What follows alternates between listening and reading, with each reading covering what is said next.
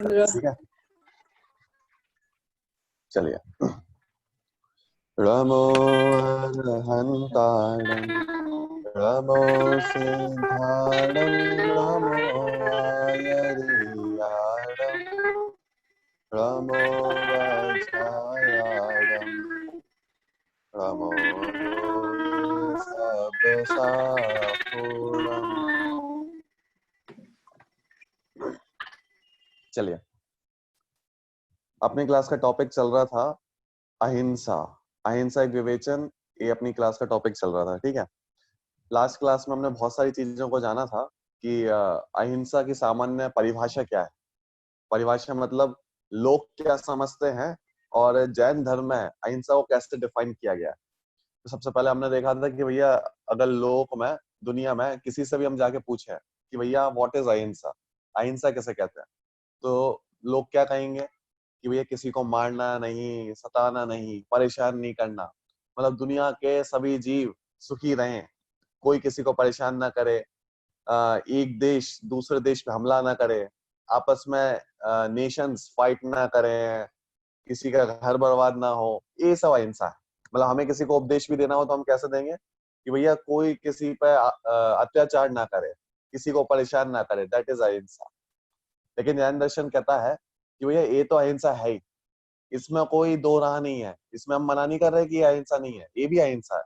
लेकिन जब जैन धर्म के एंगल से हम बात करते हैं तो जैन धर्म कहता है इससे बहुत डेप्थ में जाके कोई एक और चीज है जिसका नाम है अहिंसा।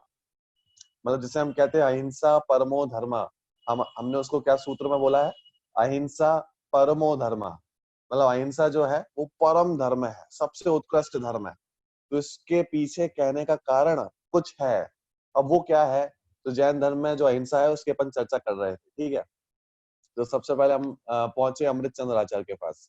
अमृत चंद्र आचार्य, वही अमृत चंद्र आचार्य जिन्होंने पुरुषार्थ सिद्धि उपाय लिखी है। तो उन्होंने एक बात कही, उन्होंने अहिंसा की परिभाषा हमें बतलाई। उन्होंने क्या कहा, उन्होंने कहा कि राग, द्वेष और मोह, इन तीन चीजों की, किस किस की, मोह, राग और द्वेष, इन तीनों का आत्मा में उत्पन्न हो जाना, आत्मा में उत्पन्न हो जाना, उससे हिंसा कहते हैं।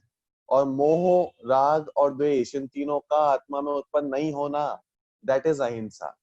मतलब अहिंसा की कितनी बड़ी परिभाषा उन्होंने बताई है कि भैया दूसरों से कंपेयर मत करो, दूसरों से अहिंसा का माप मत करो, किससे करो, अपने आप से करो। मतलब क्या कि अगर आपकी परिणामों में, आपके आत्मा में, आपके अंदर मोह, राग और द्वेष, इनमें से कुछ भी उत्पन्न हो जाता है, वो है हिंसा। और अगर उत्पन्न नहीं हो रहा है तो वो है अहिंसा। ठीक है, बहुत सिंपल परिभाषा उन्होंने बताई थी। लेकिन जो इसका अर्थ है, ये इसका अर्थ बहुत गहरा है। इसका अर्थ क्या है कि भैया कैसा भी राग हो, कैसा भी द्वेष हो, अगर राग और द्वेष हो रहा है वो दुखदायक ही है, और दुखदायक होने से वो हिंसा है। मतलब जब भी हम दुखी हो रहे हैं, जब भी हमें राग हो रहा है, हम द्वेष कर रहे हैं, इसका मतलब हम स्वयं ही दुखी हो रहे हैं, हम स्वयं हिंसा कर रहे हैं। ये बात हमें समझ में नहीं आती।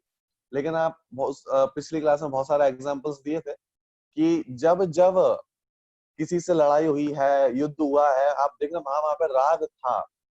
अब मैं इसको आपको बहुत बड़े लेवल पे ले जाता हूँ। ठीक है, आप देखो महाभारत की लड़ाई हुई, किसकी, महाभारत की, सभी ने सुनी है महाभारत की लड़ाई हुई, किसके कारण हुई।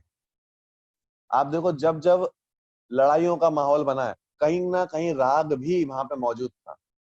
कौरव कह रहे थे कि हमें भूमि चाहिए, we want all this land, मतलब हम रूल करना चाहते हैं। पांडव कह रहे थे हमें भी चाहिए, हमें भी 5 गांव चाहिए। मतलब कहीं ना कहीं वहां पे राग मौजूद था, और वो राग के कारण आपस में भाइयों की लड़ाई हुई। आप देखो रामायण, रामायण युद्ध हुआ, बहुत फेमस है, सभी ने सुना हुआ है। क्यों हुआ, अब काफी सारे एंगल्स हो सकते हैं रामायण के भी, लेकिन अगर मेन घटना देखें तो सीता जी पर रावण मोहित हो गए। ठीक है, अब यहाँ पे भी राग, मतलब उसके कारण पूरी घटना हुई, लंका में जाना पड़ा, तो वो भी पूरा राग से स्टार्ट हुआ। राम जी को राग था तो वो लड़ाई करने पहुंचे, रावण जी को राग था, वो लड़ाई करने पहुंचे। इसका मतलब अगर आपस में टकराव भी हो रहा है तो भी कहीं ना कहीं पर राग मौजूद है। इससे मैं आपको एक नया सिद्धांत बताना चाहता हूँ। जहां पर भी द्वेष होता है तो कहीं ना कहीं पर राग भी मौजूद होता है, अकेला द्वेष नहीं होता। जहां पे द्वेष हो रहा है कहीं ना कहीं आप देखोगे पीछे जाके कहीं ना कहीं पर राग भी मौजूद है। इसका मतलब राग और द्वेष ये थोड़े सगे भाई हैं, अब हमारे साथ बहुत टाइम से चल रहे हैं और आत्मा को निरंतर दुख ही कर रहे हैं, दुख दे रहे हैं। मतलब जब जब राग और द्वेष हो रहा है व्यक्ति दुखी ही हो रहा है, ये हमने पिछली क्लास में देखा था। ठीक है, इसलिए आचार्य ने कहा कि मोह, राग और द्वेष ये तीनों दुखदाई हैं, इन तीनों को छोड़ना चाहिए, ये तीनों से हिंसा होती है। ठीक है, तो जब जब ये आत्मा में उत्पन्न होंगे तब तब हिंसा होगी, और जब जब ये आत्मा में उत्पन्न नहीं होंगे तब तब अहिंसा होगी। ठीक है, फिर एक तीसरा पॉइंट और हमने देखा था, और वो देखा था हमने कि भैया अहिंसा को आपने परम धर्म क्यों बताया। आप सामान्य से कह सकते थे कि अहिंसा भी एक धर्म होता है। जैन धर्म में बहुत सारे धर्म है, उत्तम, क्षमा, मार्दव, वार्जव, सत्य, शौच, संयम, तप, त्याग, अकिंचन, ऐसे बहुत सारे धर्म है, 10 धर्म कहे गए। ऐसे ही आप कह देते अहिंसा भी एक धर्म है, आपने इसको परम धर्म क्यों कहा। परम धर्म कहने के पीछे कारण क्या है। तो भैया अहिंसा को परम धर्म इसलिए कहा जाता है क्योंकि इसके विपरीत में जो पाप था, जो हिंसा थी, हिंसा हिंसा सबसे बड़ी पाप है, हिंसा सबसे बड़ा पाप है जैन धर्म में। ये हमने पिछली क्लास में देखा था, क्योंकि 5 पाप का है ना, हिंसा, झूठ, चोरी, कुशील, परिग्रह। इनमें से जो 4 पाप है, झूठ, चोरी, कुशील, परिग्रह, इनको तो इसलिए पाप कहा है क्योंकि इनके कारण हिंसा होती है। अगर इनके कारण हिंसा नहीं होती तो इनको भी कोई पाप नहीं कहता। ये आचार्य ने कहा था हमें कि मतलब ये चारों को हिंसा इसलिए पाप इसलिए कह रहे हैं क्योंकि इनके कारण हिंसा होती है। मतलब आप ये समझो पूरा पाप इसी पे डिपेंड है कि कहाँ पर हिंसा हो रही है और कहाँ पे हिंसा नहीं हो रही है। हमारे किसी भी कृत्य द्वारा, हमारे किसी भी कार्य द्वारा हम कुछ भी करते हैं, अगर उसमें हिंसा हो रही है तो सीधी सी बात है वो पाप है, और अगर उसमें हिंसा नहीं हो रही है तो वो पुण्य है। अगर हम मंदिर जाकर भी हिंसा कर रहे हैं तो इसका मतलब हम मंदिर जाकर भी पाप कर रहे हैं। इसका मतलब ये नहीं है कि मंदिर जाने से सिर्फ पुण्य मिलता है, ये तो हमारे ऊपर डिपेंड है हम कर क्या रहे हैं, हम सोच क्या रहे हैं। अगर अच्छी जगह पे जाके भी अगर अच्छी जगह जाकर भी हमारे परिणाम और हमारी क्रियाएं अच्छी नहीं हुई तो अच्छी जगह जाकर भी हमें बंध तो पाप का होगा। और अगर ऐसा भी हो सकता है कि हम घर में हैं या फिर किसी दूसरे स्थान पर हैं लेकिन परिणाम बहुत अच्छे चल रहे हैं, हमारी क्रियाएं बहुत अच्छी हैं, तो हो सकता है वहां पे भी आपको पुण्य का बंध हो जाए। तो इसका मतलब ये है कि all depends on our feelings, हमारे भाव हम कैसे कर रहे हैं। हमारे भावों में हिंसा तो नहीं हो रही, हमारे भावों में किसी को मारने के भाव तो नहीं हो रहे। ठीक है, तो ये हम देख चुके थे कि अहिंसा को परम धर्म क्यों कहा है, क्योंकि इसके विपरीत में जो हिंसा है वो सबसे बड़ा पाप है। इसलिए आचार्य ने इसके विपरीत में जो अहिंसा होती है इसको सबसे बड़ा धर्म कहा। ठीक है, चलो इतना टॉपिक हम पिछली क्लास में देख चुके थे, अब थोड़ा आगे बढ़ते हैं। ठीक है, अब एक बात यहाँ पे आपको समझना है कि हिंसा में एक छोटी सी पंक्ति बोल रहा हूँ, एक सैद्धांतिक पंक्ति बोल रहा हूँ, मतलब ये सिद्धांत है जैन धर्म का। ठीक है, छोटी सी पंक्ति है लेकिन आप सभी को याद करना है। हिंसा में प्रमाद परिणति मूल होती है। क्या बोला? हिंसा में प्रमाद परिणति मूल होती है। फिर से बोलता हूँ, हिंसा में प्रमाद परिणति मूल होती है। अब देखो इसका मतलब क्या है, समझना थोड़ा। ठीक है, हिंसा में प्रमाद परिणति मूल होती है, इसका मतलब ये है कि जहां जहां पर प्रमाद रहेगा वहां वहां पर हिंसा होगी, और जहां जहां पर प्रमाद नहीं है वहां पर हिंसा नहीं होगी। सिंपल सा रूल है, जैन दर्शन का सिंपल सा रूल है। जहां जहां पर प्रमाद है वहां वहां पर हिंसा है, और जहां जहां प्रमाद नहीं है वहां वहां पर हिंसा नहीं है। हिंसा में प्रमाद परिणति मूल होती है। छोटा सी पंक्ति है, आप सभी नोट भी कर सकते हैं उसको। ठीक है, सैद्धांतिक वाक्य है, हिंसा में प्रमाद परिणति मूल होती है। इसका मतलब ये है कि अगर इसको एग्जाम्पल से समझा रहा हूं मैं। ठीक है, कोई मुनिराज है और 7वें गुण स्थान में प्रमाद नहीं रहता। ठीक है, तो जिस व्यक्ति के पास प्रमाद नहीं है, अगर कदाचित किंचित कदाचित वो गमन कर रहे हैं, चल रहे हैं, और बहुत सूक्ष्म जीव होते हैं जो हमारी आंखों से भी नहीं दिखते, तो वो मुनिराज जो है वो गमन कर रहे हैं, और गमन करते करते अगर कदाचित कोई जीव उनके पैरों के नीचे आ जाता है और उसकी मृत्यु भी हो जाती है, तो उसका पाप मुनिराज को नहीं लगेगा। समझना, बहुत बड़ी बात कह रहा हूं मैं, ठीक है, लेकिन समझ के जाना इस टॉपिक को, ठीक है। और अगर कदाचित हम जैसे व्यक्ति हैं और प्रमाद हमें बहुत है, हमें बहुत प्रमाद है, और हम बिल्कुल देखते हुए जा रहे थे, बिल्कुल देखते हुए, सोचते हुए कि जमीन पर कोई जीव तो नहीं है, फिर भी किंचित कदाचित कोई जीव आ जाता है पैरों के नीचे, सॉरी, फिर भी कोई भी जीव आता नहीं है, सॉरी, देखो जैसे मुनिराज है और मुनिराज देखते हुए जा रहे थे और फिर भी कोई जीव आ जाता है तो उन्हें पाप नहीं लगेगा। और हम हैं जो, ये समझो कि बिल्कुल देखते हुए जा रहे थे, फिर भी कोई जीव नहीं आया, जीव नहीं आया, लेकिन तो भी हमें पाप लगेगा। किसका लगेगा? प्रमाद का पाप लगेगा। किसका? प्रमाद का। देखो जहां जहां पे प्रमाद है वहां वहां पर हिंसा है, और जहां जहां पर प्रमाद नहीं है वहां वहां पर हिंसा भी नहीं है। अब मुनिराजों को प्रमाद नहीं है तो उन्हें हिंसा नहीं होगी, और हमें प्रमाद है तो हम, चाहे हमारे निमित्त से जीव की मृत्यु नहीं हो रही है तो भी निरंतर हिंसा का पाप लग रहा है, उसका बंद हो रहा है। अब क्यों हो रहा है? एक सामान्य सी बात मैंने आपको कही है, सामान्य सा एग्जाम्पल था, लेकिन उसको अब थोड़ा समझना है, ठीक है। अब ये प्रमाद क्या होता है? आप में से काफी सारे लोग जानते होंगे, काफी सारे लोग नहीं जानते होंगे। देखो, प्रमाद के 15 भेद होते हैं। कितने होते हैं? देयर आर 15 टाइप्स ऑफ प्रमाद, ठीक है, 15 भेद होते हैं प्रमाद के। प्रमाद मतलब होता है, एक उसकी डेफिनेशन आती है, कुशल कार्येषु अनादरः प्रमादः। मतलब क्या है? कुशल कार्यों में अनादर का भाव होना, उसका नाम है प्रमाद। कुशल कार्यों में अनादर का भाव होना उसे प्रमाद कहते हैं। ये सामान्य सी एक डेफिनेशन है, ठीक है।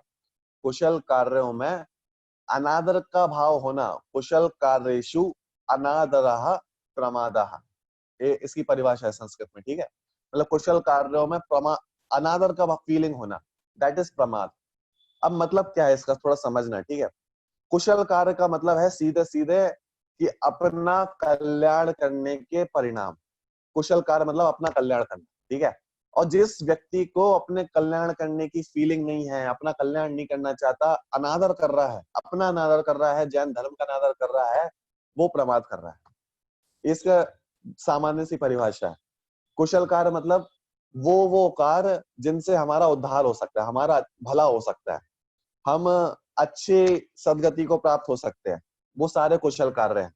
कुशल मतलब होता है अच्छा, मतलब अच्छे कार्य, ठीक है। अच्छे कार्य, उनके प्रति अनादर, अनादर का मतलब होता है कि हमें अच्छे नहीं लग रहे वो कार्य, हम उन्हें करना नहीं चाहते, मतलब हमें उनसे कोई मतलब नहीं है, हमें अच्छी ही नहीं लगते, वो है अनादर, ठीक है।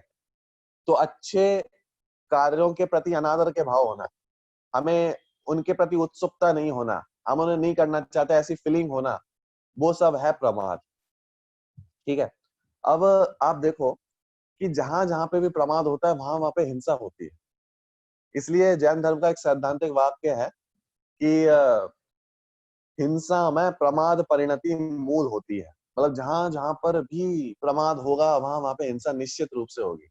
अब हम सभी जो मनुष्य हैं, हम सभी को प्रमाद है, तो आप देखो जो एक सामान्य परिणाम है, सामान्य प्रमाद के परिणाम है, इनसे हिंसा निरंतर चलती रहती है। इसलिए कहते हैं कि जीव को प्रमाद जितना कम हो उतना कम करना चाहिए, जितना कम हो सके उतना कम करना चाहिए प्रमाद। बात समझ में आई? इसलिए प्रमाद को, मतलब जो भी हम कार्य करें बहुत विवेक पूर्वक, बहुत जागरूकता से करना चाहिए। फॉर एग्जाम्पल, जैसे मैं आपको एग्जाम्पल देता हूँ, ठीक है। हम सोने जा रहे थे बेड पे, ठीक है, और हम सीधे लेट गए। अभी बहुत मोटे मोटे एग्जाम्पल दे रहा हूँ अभी मैं, ठीक है। प्रमाद जिसे हम कहते हैं कि आलस्य, एक प्रमाद का एक अर्थ है आलस्य भी होता है। अब आलस में जब भी व्यक्ति करेगा काम, वो हिंसा के कार्य करेगा। इसलिए कहते हैं व्यक्ति को जागरूक होना चाहिए। अब कैसे होना चाहिए कि हम लेट गए सीधे, अब हमने देखा ही नहीं कि भैया बेड के नीचे या चद्दर के नीचे कोई जीभ भी हो सकता है, लेकिन हम डायरेक्ट जाके बैठ गए। अब हो सकता है, अगर ऐसा भी हो सकता है कि बेड के नीचे कोई जीभ ना हो, ऐसा भी हो सकता है कि बेड के नीचे कोई जीभ भी हो, लेकिन हमने तो कुछ भी नहीं देखा, हम तो सीधे जाके बैठ गए। अब आप कहोगे कि बाई चांस वहां पे कोई जीव नहीं था, लेकिन फिर आप कहोगे कि भैया हम बैठ गए थे लेकिन वहां पे तो कोई जीव ही नहीं था, अब हमें तो पाप लगेगा ही नहीं। लेकिन आप देखो, आपको फीलिंग क्यों नहीं हुई, आपने ऐसा क्यों नहीं सोचा कि वहां पे भी कोई जीव हो सकता था। इस आपने विवेक का प्रयोग करके उसको हटा के शोध के आप क्यों नहीं बैठे, ये हमारी गलती है, इसलिए वहां पे हिंसा लगेगी, हिंसा का पाप लगेगा। अब मैं बहुत डेप्थ में जा रहा हूँ जैन दर्शन की अहिंसा पे, ठीक है, और इसलिए ये बात आपको समझाना चाहता हूँ, क्योंकि लोक में तो हम देखते हैं कि हमने अगर किसी को मारा तो हमें हिंसा का पाप लगेगा। जैन दर्शन कह रहा है सिर्फ कार्य करने से पाप नहीं लगता है, आपने उसको ढंग से नहीं किया, ये भी आपकी गलती है।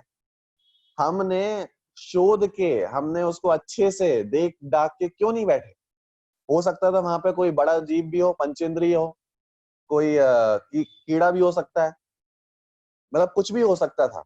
आपको तो आपका जो प्रमाद है इसका पूरा पूरा पाप लगने वाला है, भले ही वहां पे कोई जीव नहीं था। फॉर एग्जाम्पल, एक और एग्जाम्पल देता हूँ, ठीक है। हम जा रहे थे, हम जा रहे थे और नीचे देख देख के नहीं चल रहे थे हम, ठीक है। हम आसमान में देख रहे थे, कहीं आसपास देख रहे थे। जैसे हम मार्केट में ऐसे निकलते हैं, तो मार्केट में से कैसे निकलते हैं, आसपास में से बहुत सारी दुकानें हो तो कभी यहाँ पे देखा कभी वहां पे देखा। अब हम ऐसे जा रहे थे, निकल रहे थे, और बाई चांस नीचे एक भी जीव की हिंसा नहीं हुई, एक भी जीव की हिंसा नहीं हुई, तो भी जैन आगम कहेगा कि आपको पूरे पूरे हिंसा का पाप लगेगा, भले ही एक भी जीव की हिंसा नहीं हुई है। क्यों नहीं, क्यों लगेगा? क्योंकि आपको तो प्रमाद था, हम सबको तो प्रमाद है। अब हो सकता है वहां पे जीव भी हो, मतलब हो सकता है वहां पे जीव भी होते, तो भी आप उनका घात कर देते, और जीव नहीं है तो बाई चांस आपने उनका घात नहीं किया। लेकिन आपका जो प्रमाद था, प्रमाद के कारण आपने शोध के कार्य नहीं किया, आपने देख दाख के कार्य नहीं किया, आप तो चल दिए, इसीलिए आपको प्रमाद का पूरा पूरा पाप लगेगा। इसका मतलब ये हुआ कि जैन दर्शन में सिर्फ कार्य करने का ही पाप नहीं लगता, कार्य करने को ही हिंसा नहीं कहा है। अगर हमें पास प्रमाद है, हम ढंग से काम नहीं कर रहे हैं, हम विवेक से काम नहीं कर रहे हैं, वो भी हिंसा की श्रेणी में जाने वाला है। जब फॉर एग्जाम्पल भोजन बना है, खाना बना है और खाना लग गया है, या खाना बना रहे हैं कोई, ठीक है, कोई भी एग्जाम्पल ले सकते हैं। अब देखो, हो सकता है हमने ध्यान से भोजन नहीं बनाया, हम तो बस जल्दी जल्दी हमने भोजन बना दिया, ठीक है, खाना बना दिया। अब हो सकता है उसमें कोई भी जीव की हिंसा नहीं हुई है, लेकिन अगर हमारे पास प्रमाद है और हमने देख दाख के भोजन नहीं बनाया है, तो भी हमें हिंसा का पाप लगेगा। और अगर हम प्रमाद कम करते, हम देख दाख के भोजन बनाते, बिल्कुल शोध के भोजन बनाते, तो अगर कदाचित किंचित किसी छोटे से जीव की हिंसा हो भी जाती, तो उसका भी बहुत कम पाप लगता। अब देखो मैं कितनी बड़ी बात कह रहा हूँ, किसी को तो जिसने बहुत शोध के भोजन बनाया है, बहुत देख के भोजन बनाया है, उसके गलती से एक छोटे से जीव की हिंसा हो भी गई, तो उसे कम पाप लग रहा है। और दूसरी जगहों पे जिसने बिल्कुल देख के भोजन नहीं बनाया और भाग्य भरोसे उसके एक भी जीव की हिंसा नहीं हुई, तो भी उसको पूरा पूरा पाप लग रहा है। अब आप समझ रहे हो जैन दर्शन का गणित, जिसने एक भी जीव की हिंसा नहीं की उसे पूरा पूरा पाप है, और जिसने कदाचित एक जीव की हिंसा भी की है तो उसको भी छोटा सा पाप है। अब आप कहोगे कैसा न्याय है, जो हिंसा कर रहा है उसको तो आप पापी नहीं कह रहे हो, और जो हिंसा नहीं कर रहा है उसे पापी कह रहे हो। लेकिन आप समझो, ये थोड़ी अलग चीज है कि अगर अंदर की हिंसा की बात कर रहे हैं अपन, अंदर में प्रमाद है, हम देख के काम नहीं करना चाहते, हम शोध के काम नहीं करना चाहते, दैट इज प्रमाद है, और इसके कारण हिंसा होती है, इससे हिंसा का दोष लगता है, ठीक है। इसका मतलब जहां जहां पे प्रमाद होगा वहां वहां पे हिंसा का दोष लगेगा। इसलिए जो सैद्धांतिक वाक्य कहा था, हिंसा में प्रमाद परिणति मूल होती है, मूल होती है मतलब उसका सेंटर है, रूट है, रूट कॉज, जैसा अपन कहते हैं central cause. What is central cause of हिंसा? तो सेंट्रल कॉज ऑफ हिंसा इज प्रमाद। मतलब मेन कारण है हिंसा का वो है प्रमाद। मतलब जहां जहां पे प्रमाद होगा वहां वहां पे हिंसा होने वाली। ठीक है, चलो ये अभी तक मैंने आपको जो समझाया है इसी को मैं पढ़ने वाला हूँ। ठीक है, तो आपको अभी बहुत कुछ समझ में आएगा। ठीक है, मैंने आपको पहले इसलिए अच्छे से समझा दिया ताकि एक बार विषय क्लियर हो जाए।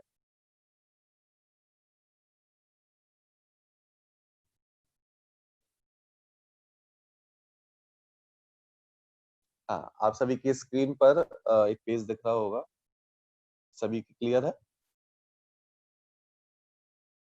देखो, अब इसको मैं थोड़ा पढ़ता हूँ और आप सभी को बहुत क्लियर होगा। ठीक है, देखो, योग्य आचरण करने वाले सत्पुरुष के रागादि भावों के नहीं होने पर केवल पर प्राण पीड़न होने से हिंसा नहीं होती। देखो क्या लिखा है, रागादि नहीं होने से, सबसे पहले उसके पास रागादि नहीं है, मतलब उसके पास प्रमाद नहीं है।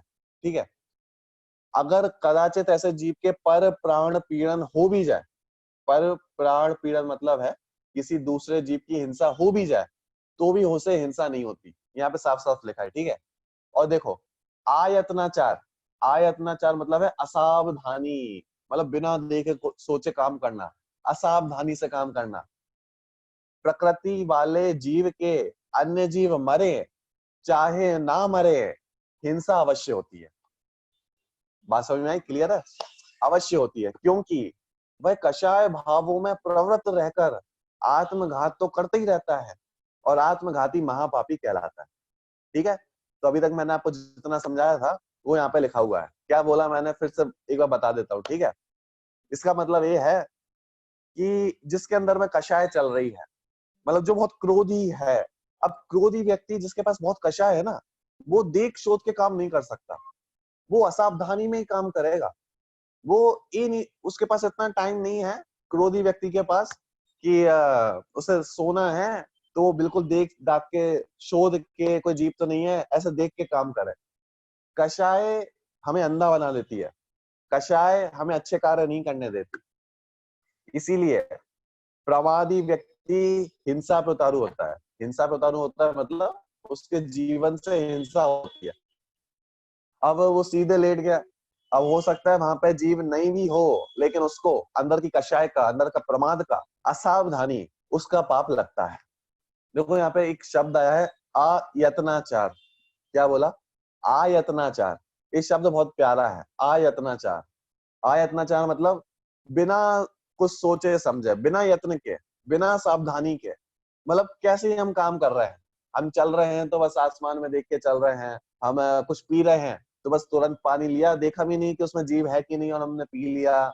कोई खाना बना रहे हैं तो कैसे बना रहे हैं, चल रहे हैं, उठ रहे हैं, बैठ रहे हैं, मतलब ये इसके लिए ऐसा शब्द दिया आयतनाचार, बिना देखे समझे, बिना कुछ सोचे समझे हम काम कर रहे हैं। तो जैन दर्शन कहता है कि जब व्यक्ति प्रमाद में होता है, जब असावधानी से काम करता है, उसे पाप लगता है। और जो व्यक्ति सावधानी से काम करता है, जो यत्न पूर्वक काम करता है, जिसके पास प्रमाद कम है, तो जितना प्रमाद कम है उतना पाप कम लगेगा। अगर गलती से सूक्ष्म जीव की हिंसा हो भी जाए, मैं क्या कह रहा हूं, किसी जीव की हिंसा हो भी जाए तो भी पाप कम लगेगा, क्योंकि प्रमाद कम है। और जिसके पास प्रमाद बहुत है तो उसे अगर जीव की हिंसा नहीं भी हुई तो भी पाप बहुत लगेगा। ये जैन दर्शन का न्याय है। ठीक है, जैन दर्शन का रूल है, सिस्टम है। ठीक है, चलो यहाँ पे इसीलिए फिर एक तुरंत आपको एक क्वेश्चन हो सकता है कि भैया ये बात आपने बहुत अच्छी कह दी, क्यों कह दी? इसका मतलब तो ये हुआ कि भैया दूसरे जीवों को मारो या नहीं मारो, उससे पाप तो लगता ही नहीं है। क्योंकि जैन दर्शन का जो पूरा न्याय है, उसका जो रूलिंग सिस्टम है, वो तो अपने भावों से डिपेंड करता है कि आपके पास प्रमाद है कि नहीं है, उस पर डिपेंड करता है सब कुछ। इसका मतलब हम दूसरे को मारे या नहीं मारे तो उससे तो पाप लगने ही नहीं वाला है। तो ऐसा हो सकता है आचार्य को भी पहले से लगा होगा कि आजकल के जो पंचम काल के जीव हैं बहुत समझदार है, तो उन्हें ऐसा क्वेश्चन हो सकता है, तो उन्होंने पहले से इसका आंसर दे दिया। उन्होंने एक श्लोक लिखा और उसमें इसका आंसर दे दिया। क्वेश्चन क्या है कि आचार्य ने कहा था कि भैया प्रमाद से हिंसा होती है, प्रमाद से पाप लगता है। तो सामने वाला व्यक्ति कहता है कि भैया आपकी बात बहुत सही है, आपने क्या कह रहे हो, प्रमाद से पाप लगता है ना। तो सामने वाले व्यक्ति को मारने से तो पाप लगता ही नहीं होगा। हम किसी को भी कुछ भी मारे हैं, किसी की भी हिंसा करते हैं, क्योंकि मारने से तो पाप लगता नहीं है, प्रमाद से लगता है। तो हम प्रमाद नहीं करेंगे और सामने वाले को मारेंगे। तो ये जो क्वेश्चन था, इसका आचार्य ने आंसर पहले से ही दे दिया। आचार्य ने क्या कहा कि सूक्ष्मापि ना खलु हिंसा पर वस्तु निबंधना भवति पुंसा, हिंसा यत्न निवृत्ति परिणाम विशुद्धये तदपि कार्य। जो इसका अर्थ मैं आपको बताता हूँ। इसमें आचार्य ने कहा है कि भैया आपकी बात सही है, आप मतलब आचार्य ये नहीं कह रहे कि आपकी बात गलत है, आपकी बात बिल्कुल सही है कि दूसरे जीवों को मारने से हिंसा नहीं होती। ये बात आपकी सही है। क्यों है सही? क्योंकि भैया दूसरे जीव मर रहा है, वो तो अपने आयु कर्म के साथ कारण मर रहा है। हम तो उसके आयु कर्म को कम नहीं कर सकते, हमारे पास तो पावर नहीं है। अब उसकी आयु इतनी थी इसलिए वो मर गया। ये बात आपकी बिल्कुल सही है, इसका हम मना नहीं कर रहे हैं। देखो क्या लिखा आचार्य ने, हालांकि पर वस्तु के कारण रंच मात्र भी हिंसा नहीं होती, मतलब दूसरे जीव के कारण बिल्कुल भी हिंसा नहीं होती, फिर भी। अब देखो आचार्य क्या कह रहे हैं, उसके कहने की शैली समझना। वो कह रहे हैं कि ठीक है, माना हमने कि दूसरे जीव को मारने से हिंसा नहीं होती, फिर भी परिणामों की शुद्धि के लिए हिंसा के स्थान परिग्रह आदि को छोड़ देना चाहिए। क्या बोला? परिणामों की शुद्धि के लिए हिंसा के स्थान परिग्रह आदि को छोड़ देना चाहिए। ठीक है, इसका मतलब क्या है कि भैया माना हमने कि दूसरे जीवों को मारने से हिंसा नहीं होती, लेकिन अभी तुम उस लेवल पर नहीं पहुंचे हो, अभी हमारी वो भूमिका नहीं है कि हम दूसरे चीजों से, हम दूसरी वस्तुओं से जल्दी प्रभावित ना हो जाए। देखो जो मुनिराज होते हैं ना, मुनिराज दूसरे वस्तुओं से, आसपास के वातावरण से प्रभावित नहीं होते, वो अपने में ही रहते हैं। इसलिए वो कहीं पर भी जाए, नगर किसी भी स्थान पर रहें, जंगल में रहें, चोटी पर रहें, वो उससे प्रभावित नहीं होते, इसलिए उन्हें पाप भी कम लगता है। लेकिन हमारे साथ ऐसा नहीं है। हमारे साथ आचार्य क्या कह रहे हैं, हमारे साथ ऐसा कह रहे हैं कि देखो तुम्हारी जो भूमिका है, हमारी जो भूमिका है, तो हम उस स्थान पर खड़े हुए हैं कि हम आसपास की चीजों से बहुत जल्दी प्रभावित हो जाते हैं। अब प्रभावित होने के कारण क्या होता है कि जितनी जल्दी प्रभावित होगा उतनी जल्दी पाप में इन्वॉल्व होगा। देखो जैसे कि फॉर एग्जाम्पल कि हिंसा का कार्य चल रहा है, हिंसा चल रही है, अब हमारे सामने चल रही है तो हम उसमें बहुत जल्दी इन्वॉल्व हो जाएंगे। मुनिराज के सामने चल रही है तो वो उसमें इन्वॉल्व नहीं होंगे। मुनिराज आसपास की चीजों से प्रभावित नहीं होते, हम बहुत जल्दी उससे प्रभावित हो जाते हैं, उनसे जुड़ान कर लेते हैं। ठीक है, इसलिए आचार्य कह रहे हैं कि भैया बात सही है कि दूसरे जीवों के कारण हिंसा नहीं होती, फिर भी ऐसे सारे कार्यों को छोड़ देना चाहिए, ऐसे स्थानों पर जाना छोड़ देना चाहिए, ऐसे कोई भी कार्य नहीं करना चाहिए। क्यों नहीं करना चाहिए? क्योंकि भैया भले ही उनसे हिंसा नहीं हो रही है, लेकिन तुम्हारी जो परिणति है ना, भूमिका है, ये अभी बहुत कलुषित है, इसमें बहुत कषाय है, इसमें अभी बहुत प्रमाद है। तुम बहुत जल्दी उससे जुड़ सकते हो, उससे तुम्हें पाप लग सकता है। इसलिए जितना हो इनको दूर करो, इनसे दूर रहना चाहिए, अपने आप को इनसे बचाना चाहिए। ठीक है, देखो आचार्य ने क्या लिखा, मैं फिर से पढ़ता हूँ। ठीक है, हालांकि पर वस्तु के कारण रंच मात्र भी हिंसा नहीं होती, फिर भी परिणामों की शुद्धि के लिए हिंसा के स्थान परिग्रह आदि को छोड़ देना चाहिए, इनसे दूर रहना चाहिए। जितना हो सके, जितना हम रह सके उनसे दूर रहना चाहिए। हमें हिंसा, झूठ, चोरी, कुशील, परिग्रह, किसी को मारना, सताना, इन सब से दूर रहना चाहिए। क्यों रहना चाहिए? क्योंकि भैया हमारे अंदर भी बहुत कलुषता है, हम जल्दी से बहकावे में आ जाते हैं। हमारे सामने यदि कोई छोटा सा बच्चा है, उसके सामने हम, वो पढ़ाई का बहुत मन है उसको, ठीक है, वो पढ़ाई करना चाहता है, लेकिन अचानक से अगर उसके सामने टीवी खोल के रख देंगे, टीवी चला देंगे, तो तुरंत 2 मिनट के अंदर उसका पढ़ाई का जितना मन था वो छूमंतर हो जाएगा, गायब हो जाएगा। अब हम पूछे कि भैया ऐसा क्यों हुआ, अभी तो तुम्हारा पढ़ाई का मन था। क्योंकि भैया वो छोटा सा बच्चा है, वो आसपास की चीजों से बहुत जल्दी प्रभावित हो जाता है।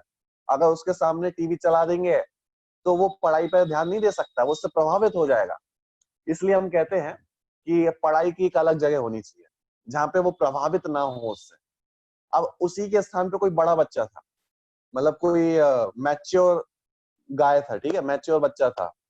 अब उसके पास में जाके आप कुछ भी कर लो, वो इतना फोकस्ड इंसान था कि आप टीवी चलाओ, आप रेडियो चलाओ, आप कुछ भी चला लो, दुनिया भर की कुछ भी चीज चला लो, उसे वो फोकस करना है तो करना है, वो उसका ध्यान नहीं भटकने वाला। अब मैं पूछता हूँ कि आप छोटे बच्चे से कह रहे हो कि भैया दूसरी जगह जाकर आप पढ़ाई करो। वो छोटा बच्चा था, हमने उससे कहा कि आप दूसरे रूम में जाके पढ़ाई करो, और वो जो बड़ा बच्चा है तो उससे हम कह रहे हैं तुम्हें जहां पे पढ़ाई करना है वहां पे कर लो। ऐसा हमने क्यों कहा? ऐसा हमने इसलिए कहा क्योंकि वो जो छोटा बच्चा है वो दूसरी चीजों से प्रभावित हो जाता है। ऐसे ही हम लोग भी हैं। हम लोगों के सामने अगर कोई पाप के काम चल रहे हो, कोई धंधे पानी के काम चल रहे हो, तो हम बहुत जल्दी उसमें इन्वॉल्व हो जाते हैं। इसलिए आचार्य कहना जितना हो सके बच्चों इनसे, दूर करो। तो आपने मुनिराजों को ऐसा क्यों नहीं कहा? क्योंकि मुनिराज इनसे प्रभावित नहीं होते हैं। मुनिराज कुछ भी करें, कहीं पर भी रहे, उनसे प्रभावित नहीं होने वाले, क्योंकि उनके पास प्रमाद नहीं है। ठीक है, तो एक छोटा सा टॉपिक था। चलो थोड़ा आगे बढ़ते हैं। ठीक है, मैं मान के चलता हूँ आप सभी को समझ में आ रहा होगा। ठीक है, चलो अब देखो ये यहाँ पे एक टॉपिक उठा रहे हैं, हाँ, जिसके क्वेश्चन आ रहे हैं। क्वेश्चन मैं लास्ट में लेने वाला हूँ। ठीक है, लास्ट में अपन क्वेश्चन को लेंगे। देखो,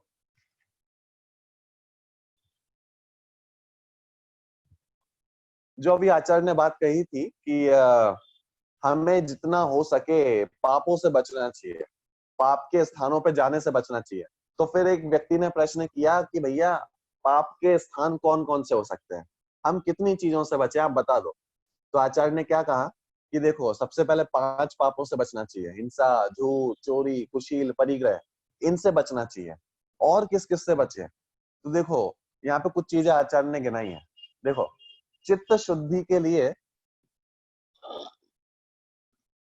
अवक्ष भक्षण आदि, अभक्ष भक्षण आदि एवं रात्रि भोजन आदि हिंसक कार्यों का त्याग तो अति आवश्यक है ही, तथा मध्य मास मधु एवं पंच उदंबर फलों का त्याग भी आवश्यक है, क्योंकि इनके सेवन से अनंत त्रस्त जीवों का घात होता है तथा परिणामों में क्रूरता आती है। अहिंसक वृत्ति वाले मंद कषाय जीव की इस प्रकार की अनर्गल प्रवृत्ति नहीं पाई जा सकती। अब देखो आचार्य क्या कह रहे हैं। आचार्य कह रहे हैं कि भैया ऐसे सारे स्थानों को छोड़ देना चाहिए जिनसे हमारी कषाय बढ़ती है। अब देखो क्या कौन कौन सी चीजें बता रहे हैं वो। सबसे पहले उन्होंने कहा कि सभी पापों को छोड़ दो, सभी पापों से मुक्त हो जाना चाहिए। ठीक है, हिंसा हो, झूठ हो, चोरी हो, कुशील हो, परिग्रह हो, इन सबको दूर करना चाहिए। इसके बाद कुछ चीजें उन्होंने गिनाई, जैसे सबसे पहले अवक्ष्य भक्षण आदि। अवक्ष्य भक्षण क्या होता है? भक्षण मतलब होता है खाना। ठीक है, अवक्ष्य मतलब जो चीज खाने योग्य ना हो, जो भक्षण करने योग्य ना हो, उसे कहते हैं अभक्ष्य।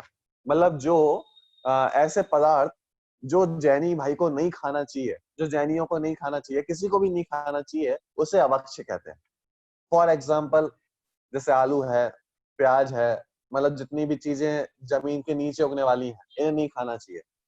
और देखें कि जो बाजार में बहुत सारी चीजें मिलती हैं, टॉफीज हैं, बिस्किट, मतलब ये जितनी भी चीजें हैं, इनका सेवन नहीं करना चाहिए।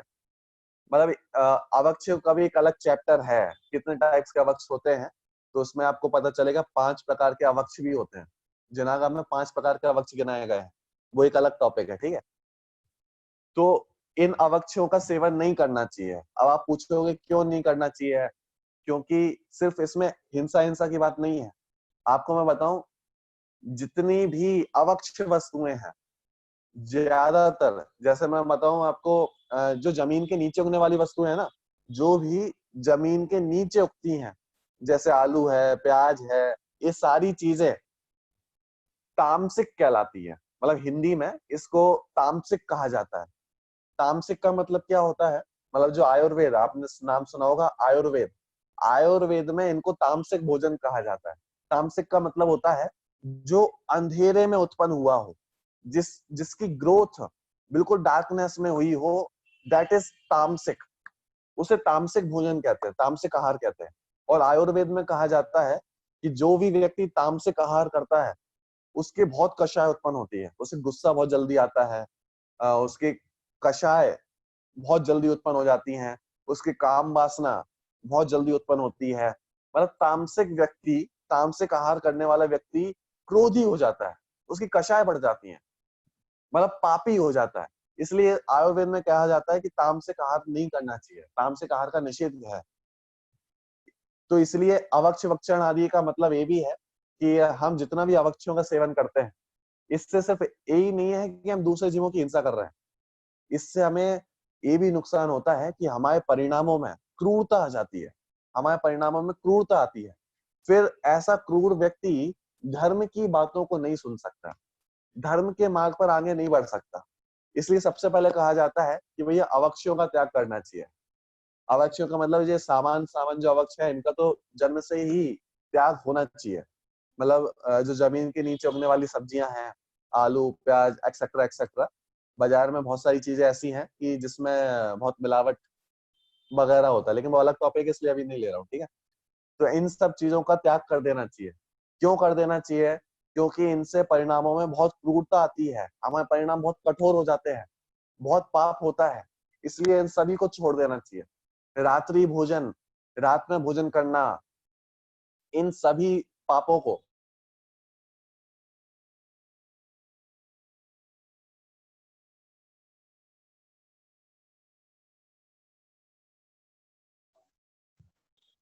मद्य मतलब आ, शराब, ठीक है। मांस मतलब मीट, एंड मधु मतलब हनी, मतलब इन सब का त्याग करना चाहिए। ऐसे ही पंच उदंबर फल। अब पंच उदंबर फल क्या होते हैं, तो इनके नाम आप चाहो तो लिख सकते हो। ऊमर, कठूमर, पाकर, बड़ और पीपल, ऐसे 5 फल होते हैं। ये बहुत पहले क्या होता था कि एक व्यक्ति एक गांव से दूसरे गांव में ट्रेवल करता था। अब उसके पास ट्रेनें नहीं थी पहले के जमानों में, जंगल थे, तो जंगलों में बीच में बहुत सारे फल लगे हुए रहते थे। तो अब ऐसे फल भी होते थे कि जो बहुत अवक्ष हैं, उनके बीच में बहुत सारे त्रस्त जीव होते हैं, बहुत सारे जीव होते हैं। तो आचार्य ने क्या कहा कि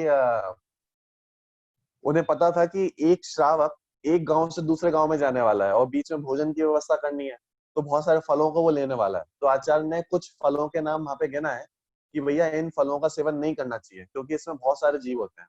तो उन फलों को सामान्य रूप से उदुम्बर फल कहते हैं, उदुम्बर, पंच उदुम्बर फल, ठीक है। तो ये है बड़, पीपल, ऊमर, कठूमर और पाकर। तो काफी के तो नाम आपने सुने भी नहीं होंगे, लेकिन एक पिक्चर है, एक जिसमें पूरे नाम लिखे हुए हैं, उसमें आपको अगर मिलती है तो ग्रुप पे सेंड करूंगा, तो उससे आपको समझ में आएंगे ये फल कौन कौन से होते हैं, ठीक है। तो इन सब का सेवन नहीं करना चाहिए। क्यों नहीं करना चाहिए? चित्त की शुद्धि के लिए, हमारे चित्त विशुद्ध रहे, इसके लिए इन सब का सेवन नहीं करना चाहिए, ठीक है। चलो, अब एक इसके आगे मैं थोड़ा आपको दिखाता हूँ, ठीक है। अब अपन चलते हैं, इतनी सामान सामान हिंसा हिंसा तो हमने समझ ली, लेकिन हिंसा के कितने सारे भेद हो सकते हैं आप देखो। हिंसा के हम कितने सारे टाइप्स कर सकते हैं, तो देखो, सबसे पहले हमने हिंसा को 2 भागों में विभाजित करते हैं, 2 टाइप्स करते हैं। मतलब देयर आर 2 टाइप्स ऑफ हिंसा। कौन कौन सी? द्रव हिंसा और भाव हिंसा। क्या बोला?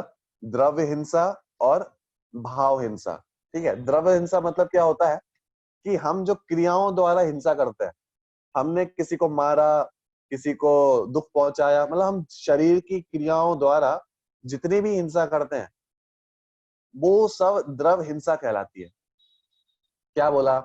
शरीर की क्रियाओं द्वारा जितनी भी हिंसा करते हैं वो सब द्रव हिंसा है, ठीक है। अब सेकंड वन, भाव हिंसा। भाव हिंसा क्या है कि हम अपने परिणामों द्वारा, हमारी फीलिंग्स द्वारा, हमारी कषायों द्वारा जितनी भी हिंसा करते हैं वो सब भाव हिंसा कहलाती है, ठीक है। 2 चीजें हो गई, एक द्रव हिंसा, एक भाव हिंसा। द्रव हिंसा मतलब हम शरीर के द्वारा किसी को मारते हैं, सताते हैं, परेशान करते हैं, किसी की हिंसा कर देते हैं, दैट ऑल इज द्रव हिंसा। एंड हमारे जो फीलिंग्स में, हमारे भावों में, कषायों में, प्रमाद से जो भी हिंसा होती है, दैट ऑल इज भाव हिंसा। उस सबको भाव हिंसा कहते हैं, ठीक है। तो इस प्रकार से द्रव हिंसा और भाव हिंसा दो टाइप्स हो जाते हैं। देखो इसको पढ़ता हूं मैं, ठीक है। जीवों के घात को द्रव हिंसा कहते हैं और घात करने के भाव को भाव हिंसा। इतना तो प्राय लोग समझ लेते हैं, लेकिन यहाँ पे एक छोटी सी नई बात और कह रहे हैं, पर बचाने का भाव भी वास्तव में सच्ची अहिंसा नहीं है, क्योंकि वह भी राग भाव है। यह प्राय लोग नहीं समझते। अब देखो क्या कह रहे हैं, पहले मैं आपको समझा देता हूँ, फिर पढ़ूंगा इसको।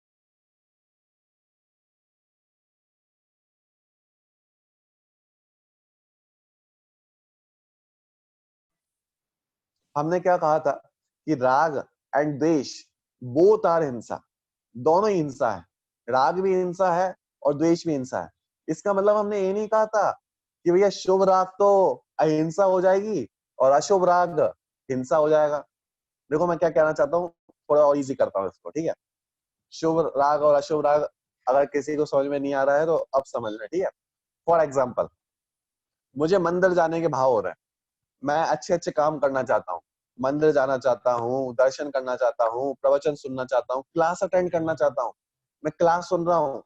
ये सारे हैं अच्छे काम और इन सबको करने के मेरे भाव हो रहे हैं, दैट इज कॉल्ड एज शुभ राग। राग तो है क्योंकि हमें उसकी प्राप्ति करना चाहते हैं, हमें अच्छा लग रहा है, इसलिए वो राग है। लेकिन इस राग को हम कहते हैं शुभ राग, क्योंकि ये अच्छे कामों के प्रति हो रहा है। हम जितने भी अच्छे काम करना चाहते हैं, दैट ऑल इज शुभ राग। मंदिर जाना, शोध के काम करना, दर्शन करना, ये सब शुभ राग कहलाता है, ठीक है। अशुभ राग क्या होता है कि बुरे कामों के प्रति आकर्षण होना, बुरे काम के प्रति इच्छा होना, दैट इज अशुभ राग। जैसे टीवी देखना, मूवी देखने जाना, जो भी, जैसा आप समझ सकते हैं, ठीक है। मतलब जो भी जिसमें धर्म का कोई काम नहीं है, जिसे हम बुरा समझते हैं, ऐसे कामों में लगना, हिंसा करना, झूठ करना, चोरी, कुशील, परिग्रह, इन सब का भी इच्छा करना, दैट इज अशुभ राग, उसे अशुभ राग कहते हैं। तो राग के भी दो टाइप्स हो जाते हैं, शुभ और अशुभ। अब जब आचार्य ने कहा कि भैया राग से हिंसा होती है, ये बात जो हम पहले कह के आए थे, राग और द्वेष से हिंसा होती है, तब आचार्य ने ऐसा नहीं कहा था कि भैया अशुभ राग से हिंसा होती है। उनका मतलब था सारे राग से हिंसा होती है, मतलब शुभ राग से भी हिंसा है और अशुभ राग से भी हिंसा है। इसका मतलब क्या कि भैया मंदिर जाने के जो फीलिंग हो रही है, राग के परिणाम हो रहे हैं, वो भी हिंसा है। जो हम अच्छे काम करना चाहते हैं, अगर राग है तो हिंसा है। अब आप कहोगे कैसी बातें कर रहे हो, हमारे क्लास के भाव, क्लास पढ़ने के जो फीलिंग्स हो रही हैं, क्लास सुनना चाहते हैं, ये भी हिंसा हो गई, इसमें भी हम हिंसा कर रहे हैं। अब आप देखो आचार्य से आप पूछो, आचार्य ने क्या कहा था। आपने देखो आचार्य ने ये नहीं कहा था कि ये शुभ राग से हिंसा हो रही है। मैं पूछता हूँ, कहीं पे आचार्य ने कहा था शुभ राग से हिंसा है या अशुभ राग से हिंसा है? आचार्य ने तो बस इतना कहा था कि राग और द्वेष दोनों से हिंसा है। अब राग और द्वेष दोनों से हिंसा का मतलब है कि चाहे वो शुभ राग हो चाहे अशुभ राग हो, दोनों से हिंसा है। अब आप कहोगे कैसी बातें कर रहे हो, अशुभ राग से भी हिंसा है और शुभ राग से भी हिंसा है। तो देखो समझो, अशुभ राग से तो हिंसा है ही, सभी मानते हैं। मतलब हम बुरी चीजें जितनी चाहते हैं वो सभी लोग बुरे मानते हैं, हम भी बुरा मानते हैं, आप भी बुरा मानते हैं। कोई पाप करना चाहता है, कोई झूठ बोलता है, मतलब जितनी बुरी चीजों में वो लगता है उसे तो सब लोग बुरा मानते हैं, ठीक है। लेकिन जब हम अच्छे काम के प्रति भी बढ़ते हैं, जैसे मंदिर जाना है, किसी के दया के भाव होना, कोई जीव बहुत तड़प रहा था और हमने उसको देखा, उसके पैर में लग गई, तो हमारे परिणामों में एकदम ऐसा भाव आता है कि इसको बचा लो, इसके कोई उपकार कर दो, इसको सेव करना है हमें। ये है शुभ राग, ठीक है। अब आचार्य कह रहे हैं शुभ राग भी हिंसा है। क्यों है? क्योंकि लॉजिक सेम है, लॉजिक हमने जो पिछली क्लास में दिया था। क्योंकि भैया शुभ राग के टाइम पे व्यक्ति सुखी नहीं रख सकता, राग के टाइम पे व्यक्ति कभी भी सुखी नहीं रह सकता। अब देखो जो अंदर के परिणाम आ रहे हैं कि अरे बचा लो, जल्दी बचा लो, जल्दी बचा लो, इस टाइम पे भी व्यक्ति दुखी ही हो रहा है। अब देखो एक टाइम पे व्यक्ति उस टाइम पे भी दुखी हो रहा है, वो परेशान हो रहा है, बचाने के परिणाम है, बचाने के परिणाम से भी जीव परेशान होता है, दुखी होता है। इसका मतलब जब जब हम शुभ राग करते हैं तब तब हम परमार्थ, जो परम सुख है, उसकी प्राप्ति नहीं कर सकते। परम सुख तो राग और द्वेष दोनों को अभाव करने पर ही प्राप्त होता है। इसका मतलब जब शुभ राग भी कर रहे होते हैं तब हम परम सुख को प्राप्त नहीं कर रहे होते, तब इसका मतलब ये हुआ वो भी हिंसा कहलाती है। अब यहाँ पे एक बहुत बड़ा क्वेश्चन आपको सभी के माइंड में क्रिएट हो रहा होगा, अगर ऐसा है तो बढ़िया है, फिर तो हम तो सारी शुभ क्रियाएं छोड़ देते हैं। जब अशुभ क्रियाओं से भी पाप हो रहा है, शुभ क्रियाओं से भी पाप हो रहा है, मंदिर जाने से भी पाप हो रहा है, दुकान जाने से भी पाप हो रहा है, सबसे पाप हो रहा है, तो हम तो सब कुछ छोड़ देते हैं। हम मंदिर जाना ही छोड़ देंगे क्योंकि उसमें तो पाप हो रहा है। लेकिन भैया मंदिर जाना नहीं छोड़ना है। क्यों नहीं छोड़ना है? तो समझो, देखो, वास्तव में बात सही है कि राग कैसा भी हो, शुभ हो अशुभ हो, दोनों से पाप ही हो रहा है, हिंसा हो रही है। लेकिन फिर भी अशुभ राग से बहुत तीव्र हिंसा होती है, बहुत तीव्र हिंसा होती है, बहुत पाप लगता है। जब हम शुभ राग करते हैं तो शुभ राग से मंद बंद होता है, कम हिंसा होती है। मंद उसका बंद होता है, मंद बंधन होता है कर्मों का। और कदाचित पुण्य का बंधन भी होता है, पुण्य भी बंधता है, लेकिन उसे हम कहते हैं हिंसा ही है। क्यों क्या हिंसा कहते हैं? क्योंकि भैया तुमने अपने परिणामों का तो घात कर ही लिया।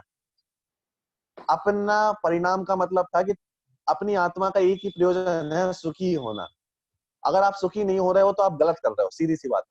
अगर आप भले ही दूसरों का भला करना चाहते हो लेकिन अपना भला नहीं कर रहे हो तो आप गलत कर रहे हो। ठीक है, नॉर्मल सा रूल है जैन धर्म का। इसका मतलब ये नहीं है कि दूसरों का भला करना छोड़ देना है, नहीं। जब भी किसी के दया के परिणाम हो, किसी को बचाने के भाव है, तो उसको बचाना ही चाहिए। लेकिन उसे भी हम कदाचित किंचित हिंसा ही कहते हैं।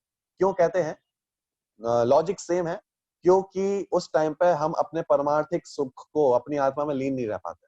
लेकिन इसका मतलब ये नहीं कि जो अशुभ राग में हिंसा हो रही थी वो और जो शुभ राग में हिंसा हो रही है वो दोनों समान है। दोनों समान नहीं है, हिंसा हिंसा अलग अलग है। दोनों हिंसा अलग अलग टाइप की है। जो अशुभ राग के कारण हो रही थी वो बहुत तीव्र है, उसके कारण बहुत पाप का बंधन होता है। और जो अच्छे काम के प्रति जो राग हो रहा है, इसमें थोड़ी कम हिंसा होती है, परिणाम अच्छे बनते हैं, कर्म भी अच्छे बनते हैं। ठीक है, तो भले ही हमने उसको दोनों का नाम हिंसा ही दिया है क्योंकि लॉजिक सेम है, दोनों पूरे राग ही हैं, लेकिन फिर भी दोनों में बहुत बड़ा अंतर है। ठीक है, इसलिए अच्छे काम करना नहीं छोड़ना है। लेकिन फिर भी जब भी हम अच्छे काम कर रहे हो तो भी ये समझते रहना है कि इसे धर्म नहीं कहते हैं, ये धर्म नहीं है। धर्म इससे हटकर कोई बड़ी चीज है। मंदिर जाना धर्म नहीं है, मंदिर जाना शुभ राग है, शुभ परिणाम है। इसका मतलब धर्म इससे हटके कुछ बड़ी चीज है। ये उस समय पे भी समझना चाहिए। ऐसा ना हो कि हमने सिर्फ मंदिर जाने को ही धर्म समझ लिया हो, क्लास अटेंड करने को ही धर्म समझ लिया हो। इसलिए ये बात कही जाती है कि राग कैसा भी हो, अशुभ हो शुभ हो, दोनों ही हिंसा होते हैं। लेकिन दोनों हिंसा में भी बहुत बड़ा अंतर है। ये इसमें थोड़ा सामंजस्य है। ठीक है, कंक्लूजन है थोड़ा। ठीक है, मैं मान के चलता हूँ आपको समझ में आया होगा। अब इसको पढ़ता हूं मैं। ये मैंने आपको पहले समझा दिया ताकि अब मैं पढ़ूं तो आपको समझ में आ जाएगा। ठीक है, अब देखो, अभी अपन ने एक बार पढ़ लिया है और अब इसको रीड करेंगे तो आपको पूरा क्लियर हो जाएगा। देखो, जो एक पैरा है, फर्स्ट पैरा, इसकी सेकंड लाइन से पढ़ रहा हूं। पर बचाने का भाव भी, आप सभी को दिख रहा होगा, पर बचाने का भाव भी वास्तव में सच्ची अहिंसा नहीं है। ठीक है, ये लाइन आपको अब समझ में आ रही होगी। बचाने का भाव भी वास्तव में सच्ची अहिंसा नहीं है। ठीक है, क्योंकि वो भी राग भाव कहलाता है।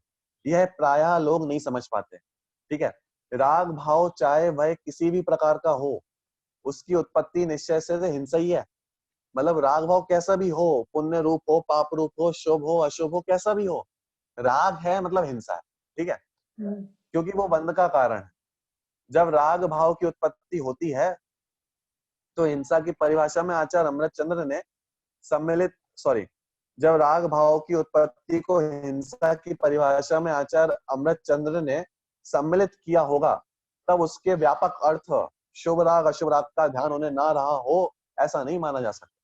ठीक है, चलो, एक सामान्य बात थी, मतलब पूरे में आचार्य बस इतना कह रहे हैं कि भैया राग भाव कैसा भी हो, शुभ रूप हो अशुभ रूप हो, दोनों ही कैसा है, दोनों ही भाई साहब वास्तव में देखा जाए तो हिंसा रूपी है।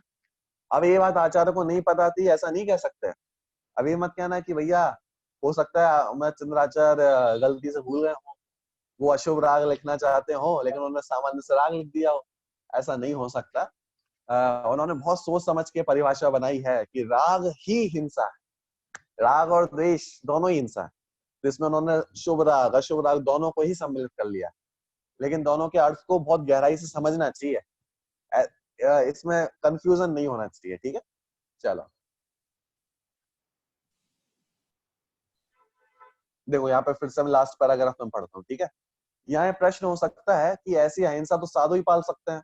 अब आप सभी को एक प्रश्न हो रहा होगा कि भैया अभी तक जितनी हमने अहिंसा पढ़ी कि भैया किसी को मारो कोई भी पाप नहीं करना, सिर्फ वास्तव में राग द्वेष से मुक्त हो जाना, संपूर्ण किसी भी पर पदार्थ से प्रभावित नहीं होना, ये जो अहिंसा है ये कौन पाल सकता है? तो हम सभी को लग रहा होगा कि भैया ये तो मुनिराज ही पाल सकता है, ये तो सिर्फ मुनिराजों की चीज है, श्रावक नहीं कर सकते। लेकिन आप देखो अमृत चंद्राचार्य ने जहां पर जिस प्रकरण में ये परिभाषा लिखी है ना, ये जो श्लोक लिखा था उन्होंने, ये श्रावकों के लिए लिखा है, श्रावकों की बात कर रहे हैं वो। आचार्य ने ये उपदेश श्रावकों को दिया है। देखो मैं पढ़ता हूँ इसको। ठीक है, यहाँ ये प्रश्न हो सकता है कि ऐसी अहिंसा तो साधु ही पाल सकते हैं, अतः यह तो उनकी बात हुई, सामान्य जनों को तो दया रूप अहिंसा ही सच्ची है। पर आचार्य अमृतचंद्र ने श्रावक के आचरण के प्रकरण में ही इस बात को लेकर यह सिद्ध किया है। इसका मतलब जब आचार्य श्रावकों की बात कर रहे थे, हम जैसे मनुष्यों की बात कर रहे थे, तब उन्होंने ये परिभाषा लिखी है। इसका मतलब वो हमसे कह रहे हैं कि भैया तुम्हारे जीवन में जितनी कम हिंसा हो, जितना कम राग हो, जितना कम द्वेष हो, उसका पालन करना चाहिए। ठीक है, देखो अहिंसा को देखो, इस बात को सिद्ध किया है कि अहिंसा दो प्रकार की नहीं होती। अहिंसा को जीवन में उतारने के स्तर दो हो सकते हैं। अहिंसा तो हिंसा तो हिंसा ही रहेगी। इसका मतलब क्या है कि ये मत समझना कि भैया हिंसा दो टाइप की होती है या अहिंसा दो टाइप की होती है। एक मुनिराज वाली अहिंसा अलग है, हम लोग वाली अहिंसा अलग है। मतलब हम उतना नहीं पाल सकते इसलिए हमारी अहिंसा अलग होगी, मुनिराजों की अहिंसा अलग होगी, ऐसा नहीं होता। अहिंसा तो अहिंसा होती है, हिंसा तो हिंसा होती है।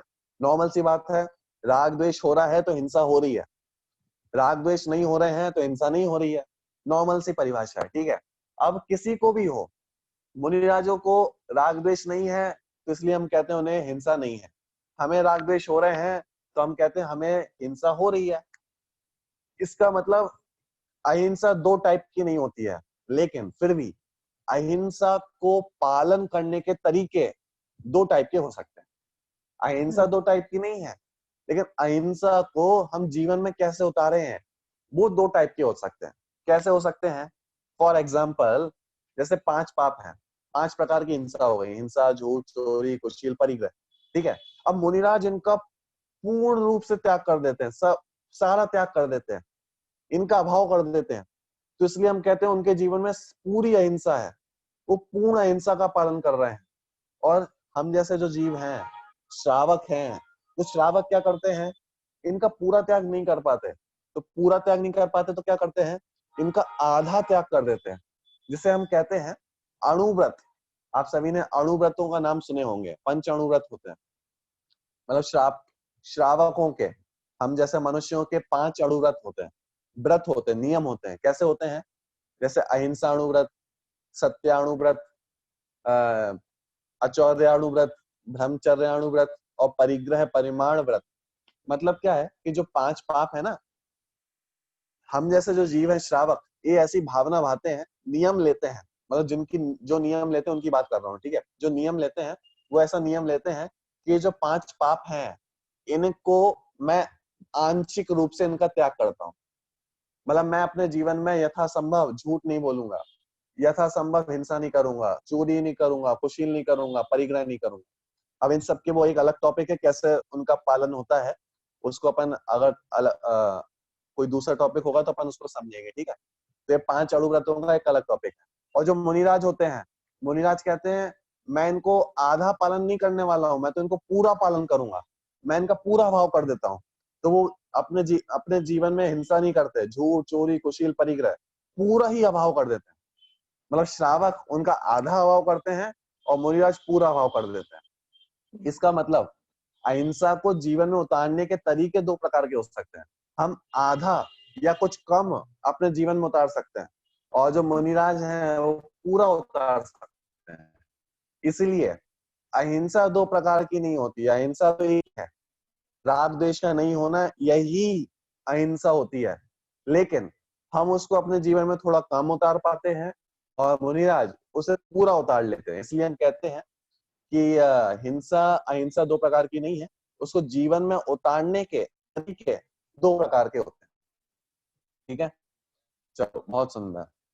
एक लास्ट में एक छोटा सा क्वेश्चन है, और छोटा सा क्वेश्चन ये है, अब लास्ट में ये जो पूरा चैप्टर अपन ने समझा, और लास्ट में अब किसी को क्वेश्चन हो सकता है कि भैया चलो आपकी बात हमने मान भी ली, लेकिन फिर भी एक क्वेश्चन हो रहा है। क्या क्वेश्चन हो रहा है कि भैया मंद राग को, कम से कम आप मंद राग को तो अहिंसा कहो।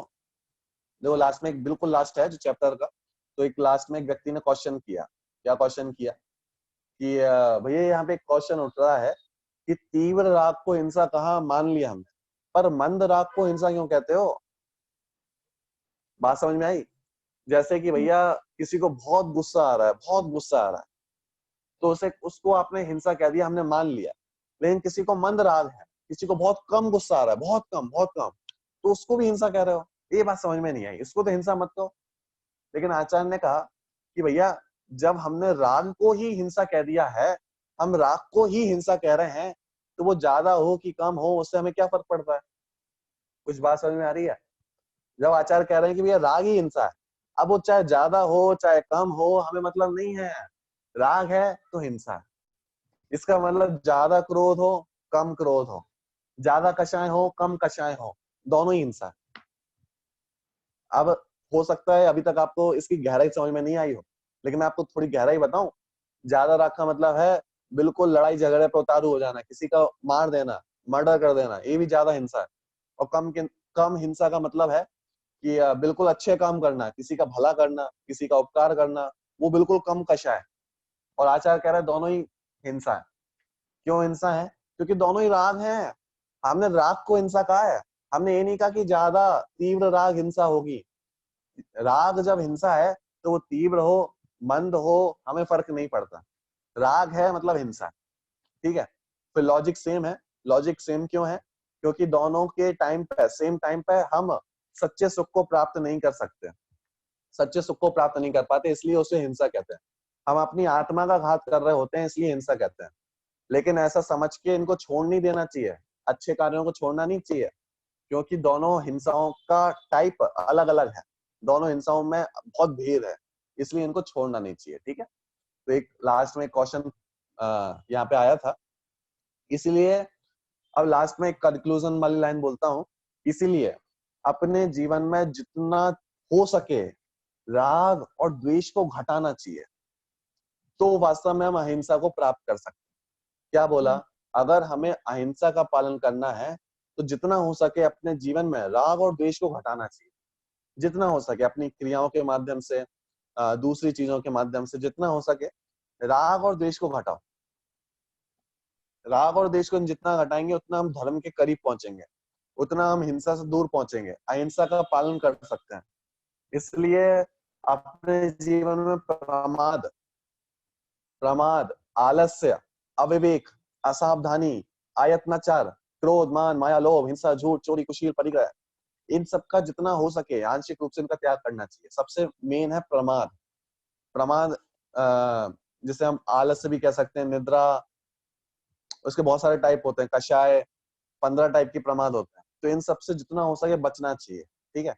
और अगर हमें अपने जीवन में इतना पालन कर रहे हैं इसका मतलब हम अहिंसा के नजदीक पहुंच रहे हैं।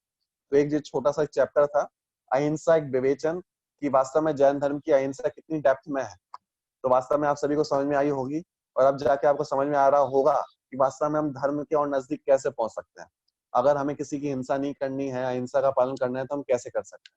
तो मैं मान के चलता हूँ आपको समझ में आया होगा। अब अगर आप किसी को क्वेश्चन पूछना तो आप पूछ सकते हैं।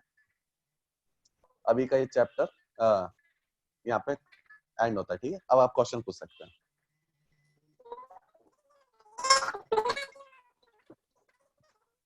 हाँ, आप डायरेक्ट पूछ सकते हैं। मेरे को आवाज नहीं आ रही है। कौन बोल रहा है? आप हैंड रेस कर सकते हैं। How do we remove rag or dvesh? राग द्वेष से कैसे बचें? देखो, आ, देखो, 2-3 बातें मैं आपको बता सकता हूँ इसमें। सबसे पहली बात तो ये है कि अणुव्रत होते हैं, मतलब 5 पाप है ना, 5 पाप का आंशिक रूप से त्याग कर देना। इनसे अगर इनसे हम दूर रहते हैं, मतलब हमने इतना सोच लिया मन में कि हम जो भी काम करेंगे अच्छे से करेंगे, सावधानी पूर्वक करेंगे, यत्न पूर्वक करेंगे, तो आप देखो 90% हमारे जीवन में जितने पाप होते थे, हिंसा होती थी, उनसे हम बच जाएंगे। सबसे पहली चीज है, हम कोई भी कार्य करें तो बहुत सोच समझ के विवेक से कि क्या खाना चाहिए, क्या नहीं खाना चाहिए, कैसे बैठें, क्या करें। तो जितना भी हम सोच समझ के काम करेंगे, इससे हम काफी सारी हिंसाओं से बच जाएंगे। और सबसे बड़ी बात यह है कि हम जितना जिनवाणी का अध्ययन करेंगे तो हमें पता चलेगा कि वस्तु की व्यवस्था कैसी है। तो मैं तो अभी सबसे पहले यही कहूंगा कि आप जिनवाणी का अध्ययन करो, स्वाध्याय करो, तो आपको बहुत सारे टाइप समझ में आएंगे, ठीक है। चलो, मेन बात यह है कि आप जिनवाणी का स्वाध्याय करते हैं तो आपको जितने जिनागम के सिद्धांत समझ में आएंगे। स्वाध्याय करने से सबसे बड़ा फायदा यह है कि हमारे परिणामों में विशुद्धता आती है।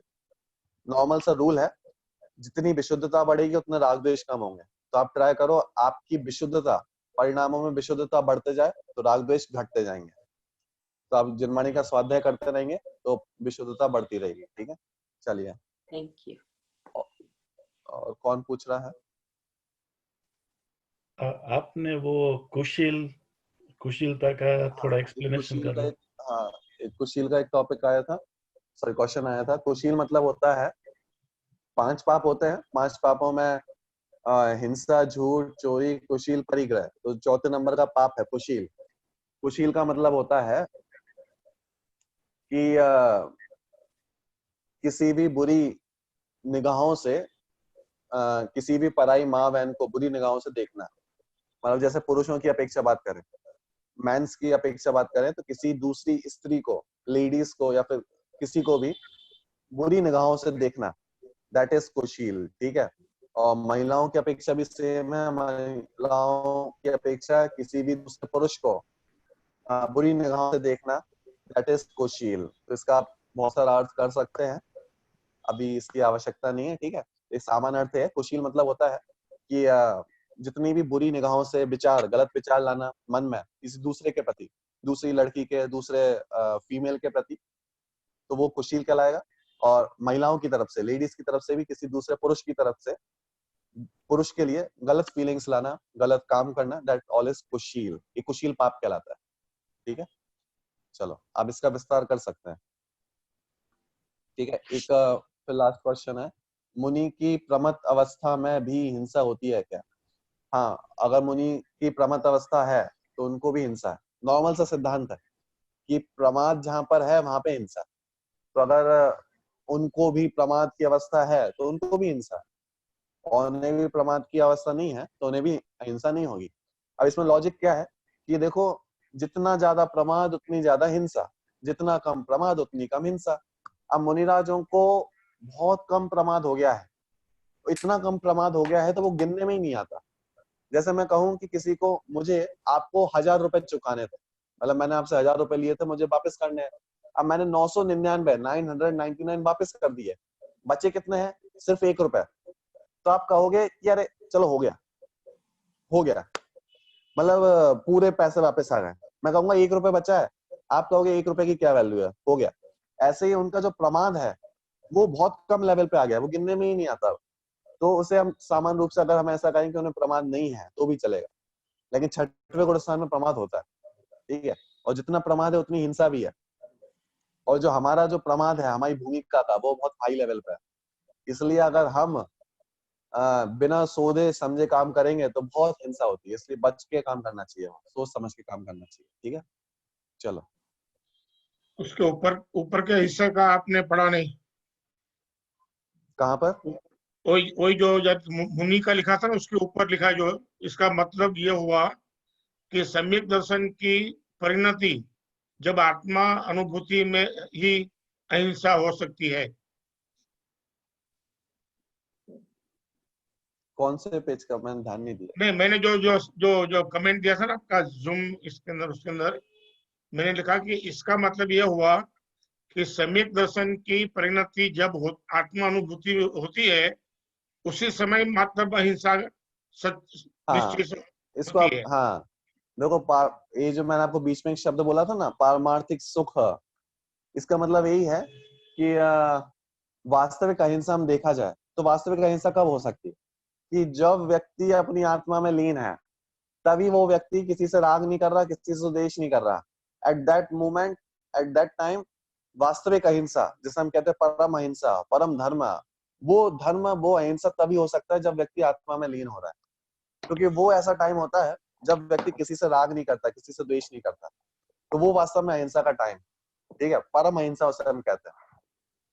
तो श्रावक के लिए भी वो परम अहिंसा है, मुनियों के लिए भी वो परम अहिंसा कहलाएगी।